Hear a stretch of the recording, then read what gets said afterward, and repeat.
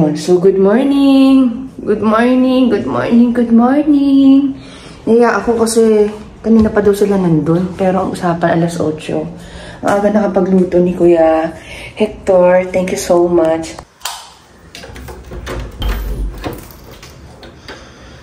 Umuulan eh. Pa tayo. Siguro bago dumating sila, Ma'am Dali, kailangan siguro kami dito mag-ayos. Ito ayusin pa. Ayan, kasi medyo nagulo eh. Ayan. Medyo may kaguluhan. Dami kasi nilang bagahe. Ayan. Pati yung lamesa nila dito tinanggal. Ayan. Kasi may something problema at tumutulo dito. Anyway, aayusin naman daw. Ayan o. Ayan. Ang lakas ng ulan. Hala. Ang lakas nga. Silipin natin sila dito.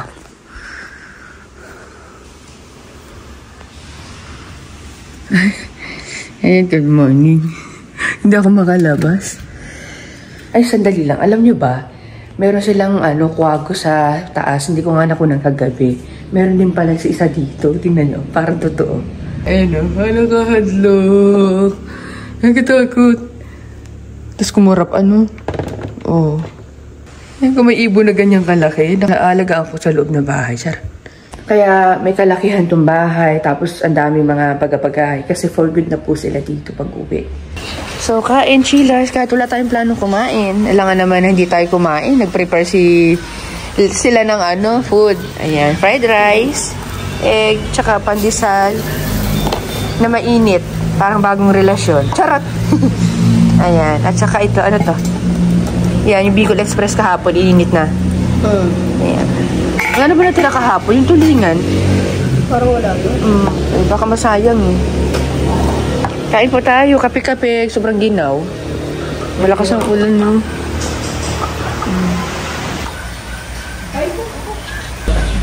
May busog ka ba? Kain tayo, cheers, kain.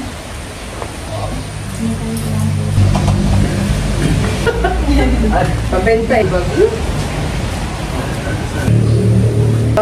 Nahihiro dahil magdadrag ka.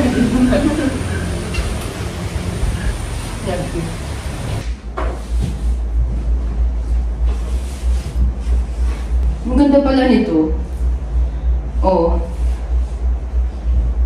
Bed ko. Ay, lagay pasok. Dali lang. Hintayin mo na. Dali lang. Lalagyan ko kasi yung basura dito. Nakakatwek ko. Saan pa magtatawag ng basura ko? Dali lang. Hintayin mo ito paano po? Hintayin po na pati.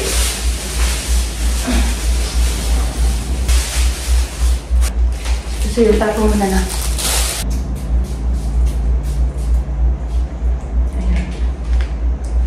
Bale, dali lang. Sitahan ko muna kayo ng konti. Bago po ako umalis, again, thank you so much po, Kuya Hector, sa partner nyo, lalo-lalo kay Ma'am Dolly. Thank you so much po talaga. Grabe, na-relax ako. At yung mga kasama ko dito sa bahay nila. Sobrang kahit ano man ang mga pinagdadaanan natin sa buhay, may mga tao naman na magkikare sa atin. Kasi ako talaga, to be honest, alam niyo ni Ma'am Dolly na meron akong mga pinagdadaanan sa buhay na talagang pangiting-ngiti lang ako, tawa-tawa lang ako, tiktok-tiktok, kanta-kanta, sayaw-sayaw minsan dito sa social media, lalo na po sa Facebook account ko, na akala parang walang pinagdadaanan. Alam niyo yung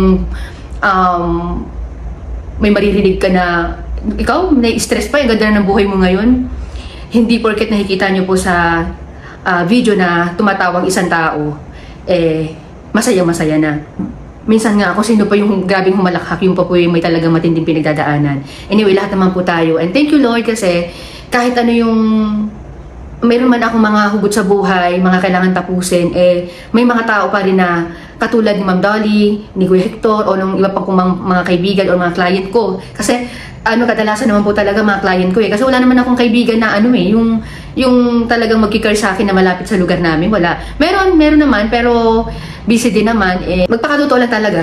Yun lang ang susi talaga para kahit paano may mga tao pa rin magkikare sa'yo. Lalo na ang tao kapag nag-aayos, katulad ko, ang ganda ko ngayon. Char!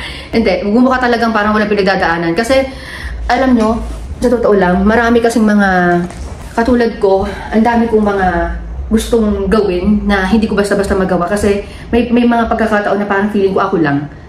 Kung totoo siya, hindi naman talaga. Kasi hindi naman kung mararating din talaga yung ganitong meron ako ngayon kung wala rin naman taong umaalalay sa akin. Pero, in the end talaga, ano pa man, alam nyo, sarili nyo pa rin talaga ang totoo makakatulong sa inyo. Yung diskarte mo, tsaka ang sarap kapag meron kang taong na pag lalabasan mo ng sama ng loob, kahit hindi mo naman talaga kaano-ano, minsan yun pa talaga yung makikinig sa inyo. Para kaiyak na naman na minsan ang pagod maging maangas, ang pagod maging matatag.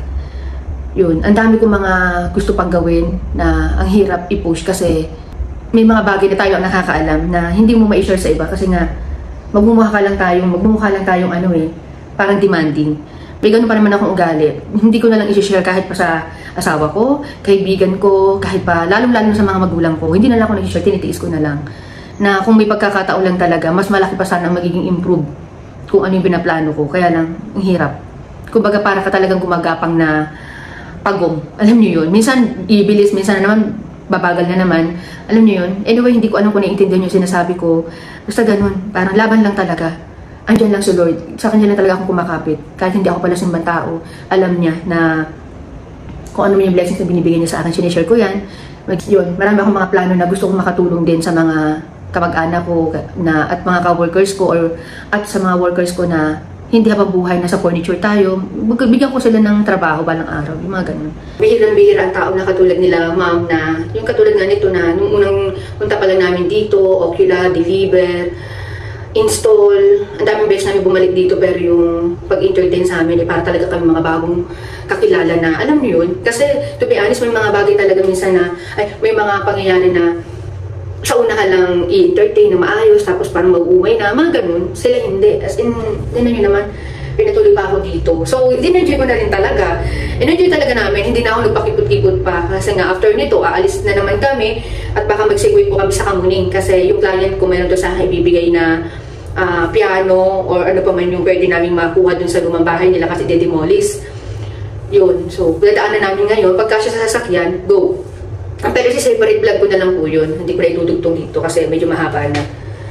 Ayun. Ayan na, maayos na dito. Nalinis ko na din yung CR.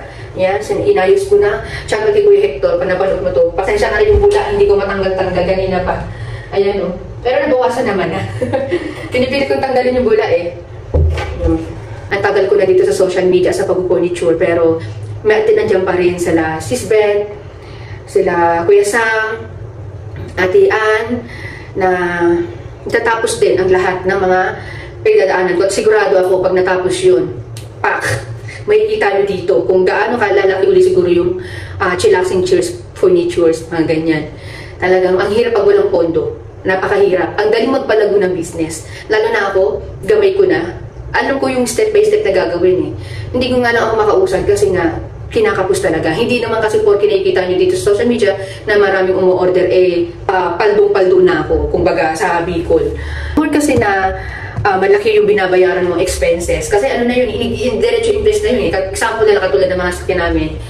Kung hindi ko pa mapupulpid kasi talaga yan, wala eh. Yung kita mo, mapupunta doon sa babayad doon, sa mga bills, ganyan-ganyan. So, ganun lang ang mangyayari. Kapag ka napulpid mo na yun, or ko na yun, sinashare ko na din dito para alam ng iba. Kasi iba kasi medyo nanghihiram-hiram, mangutang-utang.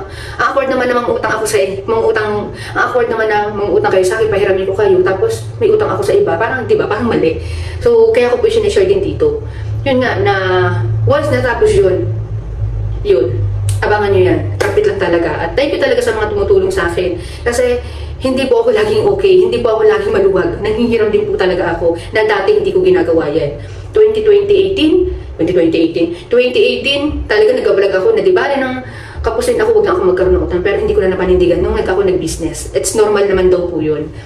Ayun, so yun lang, dami ko na naman dagdag. Diyos mabalos kay Ma'am Dolly. Maraming salamat po ulit. And thank you for watching. And see you on my next vlog. Bye! Appear! Tanggalin ko na ito sa kanila itong towel para matuyo kasambay ko dito. Appear!